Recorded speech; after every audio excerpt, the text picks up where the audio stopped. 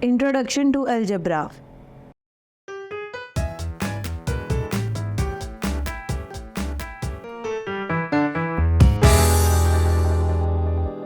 Assalamu alaikum. I welcome you all on the platform of Digital Academic provided by Moonlight International Publishers. Hello my dear students, I'm your maths teacher. My name is Aisha. Our today's topic is about Introduction to Algebra. Students, what is Algebra? आप जैसा कि पिछली books में, पिछली classes में चीज़ें पढ़ते आए हैं, आप प्लस पढ़ते आए हैं, माइनस पढ़ते आए हैं, आप नंबर्स को डिफरेंट तरह से यूज़ करते आए हैं। लाइक आपने उसको फाइनेंस में डिस्कस किया, आपने उसको सेट्स में डिस्कस किया, आपने नंबर्स को फैक्टर्स में डिस्कस किया, मल्टीपल्स में डिस्कस किया। आज हमने बेसिकली एल्जेब्रिक टर्म यूज़ करनी है। What is algebra? Algebra is the language of mathematics, जिसमें आप किन किन का यूज़ करते हैं? नंबर्स का, सिंबल्स का और लेटर्स का यूज़ करते हैं। स्टूडेंट्स, एल्जेब्रा में हम किन चीज़ों का यूज़ करते हैं? नंबर्स का, सिंबल्स का और लेटर्स का यूज़ करते हैं। इसमें क्या होता है, आपके पास सबसे पहले लेटर्स यूज़ होते हैं। उन लेटर्स को हम वेरिएबल्स भी कहते हैं, like A B C X Y Z, whatever the alphabetic letter it is. और स्टूडेंट्स, इसके अलावा हम क्या यूज़ करते हैं? हम इसके अलावा मैथमेटिकल ऑपरेशंस यूज़ करते हैं, जिसमें प्लस, माइनस, मल्टीप्लाई, डिवाइड। इसके अलावा कुछ अनइक्वलिटीज़ की भी टर्म्स यूज़ होती हैं, लाइक लेस देन और greater than, less than equal to और greater than equal to terms भी यूज़ होती हैं। इसके अलावा इसके अंदर कुछ आपके पास न्यूमेरिक वैल्यूज़ भी यूज़ होती हैं, लाइक 2, 3, 4, 5। सो स्टूडेंट्स, यहाँ से हमें क्या पता चला कि अगर हम डिफरेंट नंबर्स, लेटर्स और सिंबल्स को मिक्स करके एक मैथमेटिकल एक्सप्रेशन बना देते हैं जो कि बहुत मीनिंगफुल और यूज़फुल होता है, उस चीज़ को क्या कहते हैं? एल्जेब्रिक एक्सप्रेशन कहते हैं। और ये सब चीज़ें हम कहाँ पढ़ेंगे? हम एल्जेब्रा में पढ़ेंगे। सो स्टूडेंट्स, अब हम पढ़ेंगे what are variables and what are constants.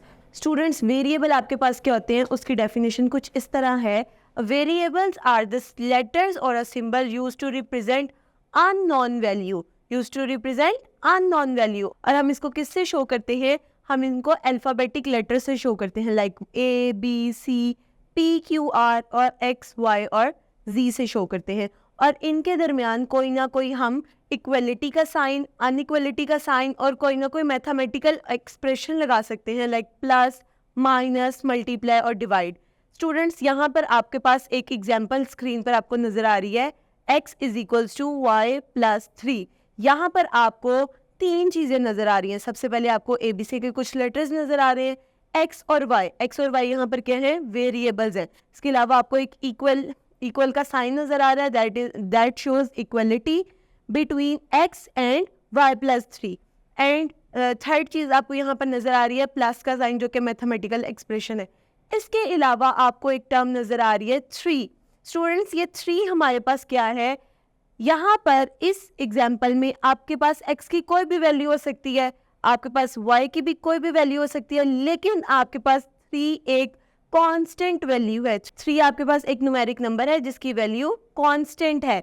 It means कि आपके पास इस एक्सप्रेशन में x की आप कोई भी वैल्यू पुट करेंगे, उसकी वजह से y की वैल्यू चेंज होगी। आप y की कोई भी वैल्यू पुट करेंगे, उसकी वजह से x की वैल्यू चेंज होगी। लेकिन यहाँ पर 3 एक ऐसा नंबर है, एक ऐसे न्यूमेरिकल नंबर है जिसकी वैल्यू परमानेंट रहेगी, चेंज नहीं होगी। ऐसी चीज़ को हम कहेंगे कांस्टेंट।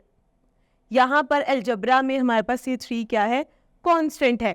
हमारे पास x और y की वैल्यू अनसर्टन हो सकती है, लेकिन हमारे पास 3 की वैल्यू परमानेंट होती है। स्टूडेंट्स, यहाँ पर हम इसीलिए इसको कांस्टेंट कहेंगे। सो स्टूडेंट्स, आप क्या करते हैं? आपके पास जब कोई अलजेब्रिक एक्सप्रेशन आता है, आपने बेसिकली उस वेरिएबल की वैल्यू फाइंड आउट करनी होती है। सम टाइम वेरिएबल की वैल्यू फाइंड आउट करना बहुत ईजी होता है। Like if we have an expression 2 + 3 is equals to x, आपने x की वैल्यू फाइंड आउट करनी है। आप सिंपली क्या करेंगे? 2 और 3 को आपस में ऐड करेंगे और उससे x की वैल्यू आ जाएगी, दैट इज 5।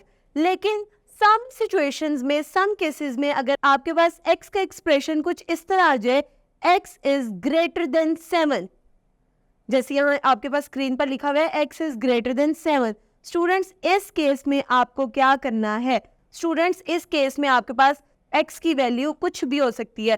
वो 7 से बड़ी हो सकती है, वो 7.1 हो सकती है, वो 7.2 हो सकती है, वो 7.3 हो सकती है, वो 8 हो सकती है, 9 हो सकती है, 10 हो सकती है। कुछ भी वैल्यू इस केस में आपके पास एक्स की हो सकती है। सो स्टूडेंट्स, ये थी हमारी आज की वीडियो। मैं उम्मीद करती हूँ आपको वेरिएबल्स का और कॉन्स्टेंट्स का कंसेप्ट समझ में आया होगा और अलजबरा क्या चीज़ है आपको इस चीज़ का भी पता चला होगा। बेसिकली अलजबरा हमारे पास मैथ की एक लैंग्वेज है। Stay tuned till next video. अल्लाह हाफिज़।